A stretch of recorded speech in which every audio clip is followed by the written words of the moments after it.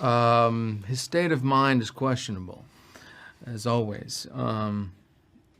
It is sort of a passive-aggressive, dormant state of mind.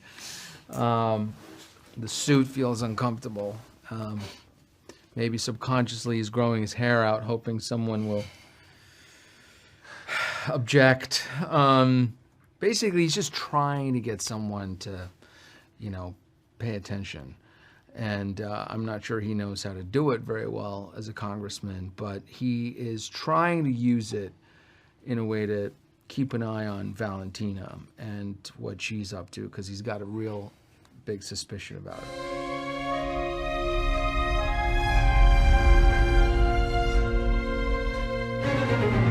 John Walker's been in some undisclosed location for months, presumably murdering people, right? Because he can do that now. Works for Val. And you find him in a precarious situation with three other of our lovely castmates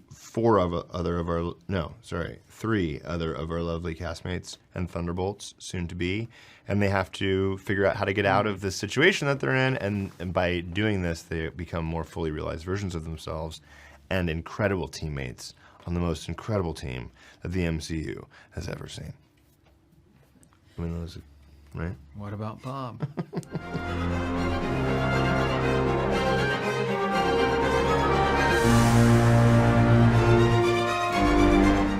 Very. When a movie takes itself too seriously, it can really be not fun. And part of the experience of being in a Marvel movie is like, let's have some fun. That's part of the experience. Is like, I'm going away from my home to have this 2-hour experience where I'm going to laugh and cry and feel all the emotions. And humor is an important part of our daily life to keep you feeling fresh and excited. So to me, it's very important.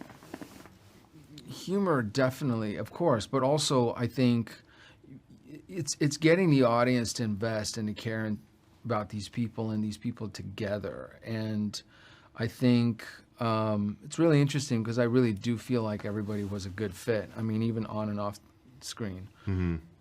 And just personality-wise and mindset. And I think if you understand what these characters are trying to learn from or get through, then I think you're invested and you want to see them succeed. Mm-hmm.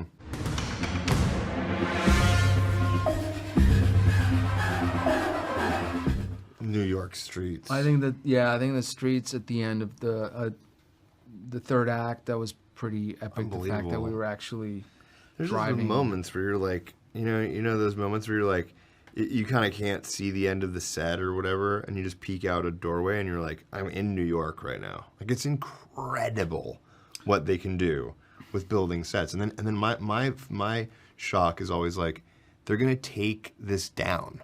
They just built this to look exactly like 7th Avenue and wherever, and it's going to be taken down and just thrown away. I mean, it's gonna be trash. Like, how? What the fuck? But that was, I thought, incredibly well done. Yeah, no, well, it's amazing. Also, it's just the fact that it's just so much more interesting when people build something than when you see it on a computer screen. It's just always, and especially if you're there and you've got stuff to really react to, and I think it changes everything. But it changes the work environment, which is why I feel like we have to keep the practical aspect of it. Like everybody, the crew, the extras, like all those people kind of. There's a sense of ownership over it from like the people who built this thing. Yeah, and you want to like you're excited about it. You want to serve it in a different way than it's kind of like when it's just screen and they'll do it afterwards. Yeah, it's not as cool. Ooh. Well, it was hot. It was hot. It was hot. Degrees. But it was super. It was hot. You're right. It was so hot. But it was amazing when the sun was going down, and then there was a bit over there where it looked really pretty, and again, just to be able to be out there again, everyone was looking. Jake was really happy about. We're here. Yeah. We're on location. This Yeah. actually exists. Right, we're doing it. But it also felt indie in a weird way because you're like out in the middle of nowhere. We've all done, you know, a lot of indie movies in this cast, and I swear to God, when you're in the back of that limo, like you could be in the back of the limo anywhere with any crew at any movie I've ever done. Just take off the suit and put on something else, and you're just in a hot metal box and like acting. And that was. What was so I love, you know, you can't fake that. You know, it's nothing. It wasn't a process trailer. It was a process trailer for some of it. What am I trying to say? It wasn't the screen, the volumes that they use now that are like, you know, they're great, but they're not the real thing. And Sebastian's the elements that you had of riding the motorbike and flipping the cars, all of those cars flipping, those were real. Like Shane was driving the car when it flipped and flipped 80 times, and like all those are real things happening. Yeah, cool. I think, and I also just think audiences can tell that. They tell the difference. Yeah. Jake is very dry, but very funny and cautiously optimistic, I would say. Cautiously optimistic is good. But he had like a really good handle on what this is, I guess, what this movie is, what the tone is, and what makes this movie. How is it funny and different than something like Guardians of the Galaxy, or how is it as real as something like Captain America: Winter Soldier? And he found its own thing. Nothing's too much, or everything's just enough. He had a very specific vision of what he wanted to make in terms of emotionally, and it wasn't always like, you know, he came at it from, this is not perfect. And anytime I've ever done a movie, no matter what the movie was or show was, which is, this isn't perfect yet, but we're gonna make it as good as we can, and not like, I'm amazing, I'm really good, and I know what I'm doing, and so if you don't do it this way, it's not gonna work. If you come at it that way, I'm always like, oh God. But if it's like that, it's always been a wonderful experience, and Jake is inherently that way. I think everybody had this feeling of like, oh my God, I think he's actually listening.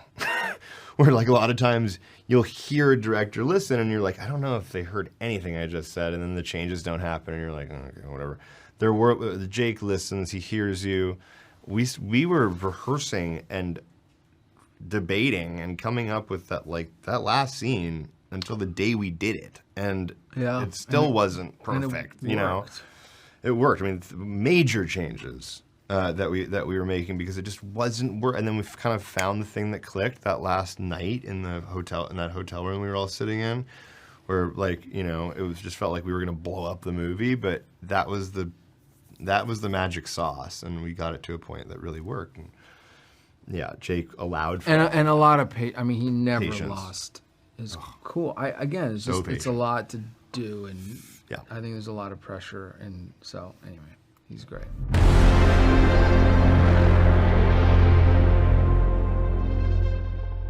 One word, emotional. I want to just say integrity. That's good. I like that. Integrity. Why? Well, because I think it's about, honestly, it's about ownership. It really is. Or maybe that's it. It's ownership, right? And I think ownership as it pertains to the good, the bad, and the ugly. And being able to, you know, that's what I think all of these characters are complex in that way, and they're three-dimensional because they have all those parts, and they're not.